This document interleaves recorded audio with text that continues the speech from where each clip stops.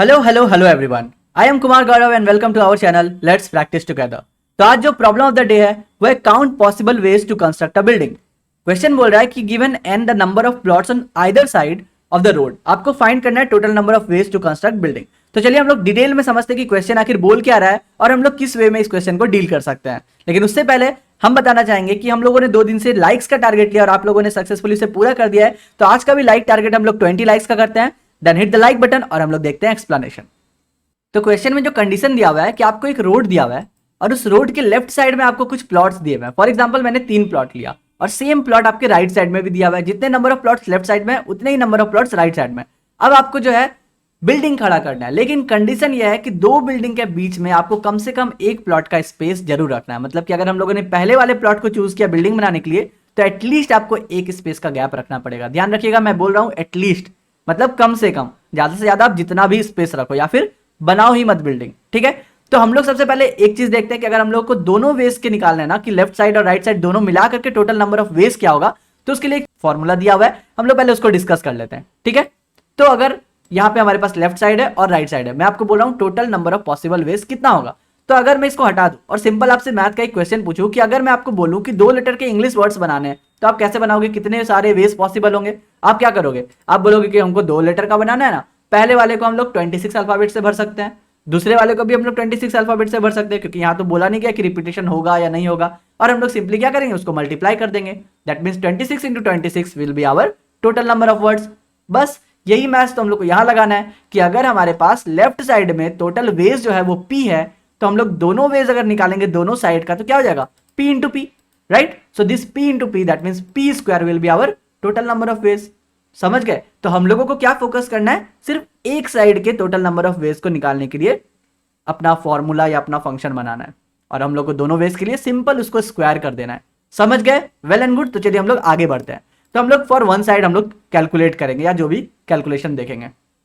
तो सबसे पहले हम लोग शुरू करते हैं एकदम बेस कंडीशन से, क्योंकि हमें क्वेश्चन में दिया हुआ है कि n का वैल्यू मिनिमम 1 हो सकता है, तो इसका मतलब नंबर ऑफ प्लॉट्स 1 हो सकता है। अब आप ही बताइए, एक प्लॉट है आपके पास, आप क्या करोगे उस प्लॉट में, या तो उसको खाली छोड़ दोगे या तो आप उसमें बिल्डिंग बना दोगे। दूसरा कोई भी वेज है नहीं है। इसका मतलब टोटल नंबर ऑफ वेज चूंकि आप एक प्लॉट बना सको, एक प्लॉट बना सको बिल्डिंग, 2 है, करेक्ट।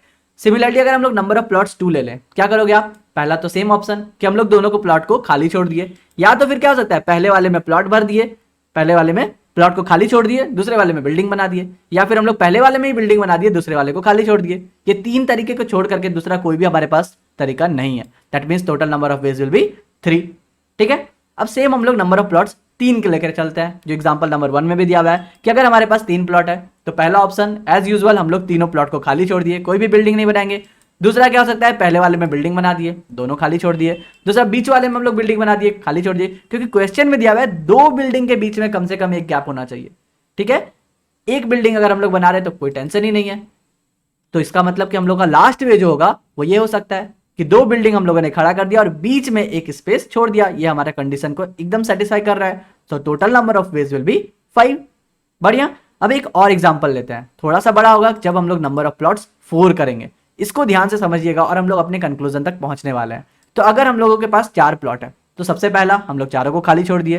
दूसरा क्या हो सकता है, एक एक करके हम लोग भर देंगे सब में, पहला वाला को भर दिए, दूसरा वाला को भर दिए, तीसरे में बिल्डिंग बना दिए, या फिर चौथे में बना दिए। यहां तक कोई प्रॉब्लम नहीं है, क्योंकि कंडीशन क्या था, एटलीस्ट 2 बिल्डिंग के बीच में एक प्लॉट का गैप होना चाहिए। तो इसका मतलब हमारे पास अभी और वे है। तो हम लोग क्या किए, ये तरीका बना दिए कि पहले वाले में बिल्डिंग खड़ा कर दिए, दूसरे वाले में स्पेस, तीसरे वाले में बिल्डिंग। दूसरा सेम हम लोगों ने सेकंड वाले को चूज किया प्लॉट बिल्डिंग बनाने के लिए और लास्ट वाले को चूज किया। क्या हमारे पास और भी कोई वे है, बिल्कुल है, क्योंकि क्वेश्चन में तो बोला गया एटलीस्ट 1 गैप। क्या अगर हम लोग 2 गैप भी तो ले सकते हैं ना, तो इसका मतलब हम लोग स्टार्टिंग में बना दिए और लास्ट में बना दिए। So total number of veg will be what, 8। समझ गए। तो अगर इतना डिटेल समझ में आ गया तो चलिए हम लोग कंक्लूजन पे चलते हैं। कंक्लूजन में कुछ नहीं, हम लोग वही टेबल देखते हैं हम लोग कि अगर हमारे पास एक प्लॉट था तो 2 वेज है, 2 प्लॉट था तो 3 वेज है, 3 प्लॉट था तो 5 वेज है, 4 प्लॉट था तो 8, सिमिलरली 5 है तो 13। ये आप बना करके खुद से देख सकते हैं। सो ये कुछ भी आपको याद दिला रहा है, 2 3 5 8 13 मैथ के किसी कंसेप्ट से मैच कर रहा है, ध्यान दीजिए। तो हाँ, जो हम लोग का एकदम बेसिक कंसेप्ट था which is called Fibonacci series, ये उसको मैच कर रहा है, राइट। फिबोनाची सीरीज क्या था, 1 1 2 3 5 8 13, यही था ना। लेकिन हमारे क्वेश्चन में जो थोड़ा सा ट्रिक है वो ये है कि हमारे क्वेश्चन में 2 से शुरू हो रहा है, हमारा प्लॉट 1 जब रहेगा तो आंसर विल बी 2 ना कि 1। तो इसका मतलब हम लोग फिबोनाची सीरीज के अगर हम लोग पहले वाले को F0 माने, दूसरे वाले को F1 माने, तीसरे वाले को F3 माने, F2 माने, तो हमारा जो आंसर है वो F2 से शुरू होता है। ठीक है, ये ध्यान रखना है। तो बस हम लोगों को क्या करना है, सिंपल फिबोनाची सीरीज का एक कोड लिखना है। अब आप रिकर्सिव फंक्शन यूज करो या नॉर्मल डायनेमिक प्रोग्रामिंग यूज कर सकते हैं। आप एक होता है ना वेक्टर लेकर के आप स्टोर करके बना लो F0, F1, F2 को। ठीक है, आप कोई भी तरीका बनाओ, आपको अगर फिबोनाची सीरीज का कोड पता है, वेल एंड गुड, आपका ये आंसर बन गया। तो चलिए लिखते हैं हम लोग फटाफट फिबोनाची सीरीज का कोड। तो हमारा फंक्शन नेम दिया हुआ है टोटल वेज, और क्वेश्चन में अगर हम लोग ध्यान से देखें, कांस्टेंट जो है वो n = 1 से चालू हो रहा है और 10⁵ तक जा रहा है। तो बढ़िया, हम लोग एक क्या करते हैं, वेक्टर ले लेते हैं। So let's call it vector. अगर हम लोग सिंपल इंट लेंगे तो शायद काम ना करे, क्योंकि हम लोगों का मल्टीप्लीकेशन होगा, एडिशन होगा, बहुत कुछ होगा, तो हम लोग लॉन्ग लॉन्ग इंट ले लेते हैं सेफ चेक के लिए। अगर हमारा n है तो हम लोग कहाँ तक लेंगे, n+1 तक लेंगे। हम लोग को हालांकि पता है कि हम लोगों का जो आंसर है वो n+2 में आकर के मिलेगा, क्योंकि हम लोगों ने देखा है कि हम लोग f(2) से शुरू करता है, तो हम लोग उसको डायरेक्ट आंसर में लिख सकते हैं अपना। हम लोगों को पता है कि f(0) और f(1) ये क्या होता है, 1 होता है फिबोनाची में। बस हो गया काम खत्म। अब हम लोग एक फॉर लूप चलाएंगे, हमारा जो इंट i होगा वो 2 से चलेगा, कहाँ तक चलेगा, जब तक n है तब तक चलेगा, राइट। हम लोग n तक चल सकते हैं ना, यहाँ पे n कैप्स में दिया हुआ है, n कैप्स ले लेते हैं, ni++। और हम लोग क्या करेंगे, सिर्फ स्टोर कर रहे हैं कि f(i) will be what, f(i-1) plus f(i-2). ये क्या है, ये सिंपल फिबोनाची सीरीज का कोड है, और कुछ भी मैं नहीं कर रहा हूँ यहाँ पे।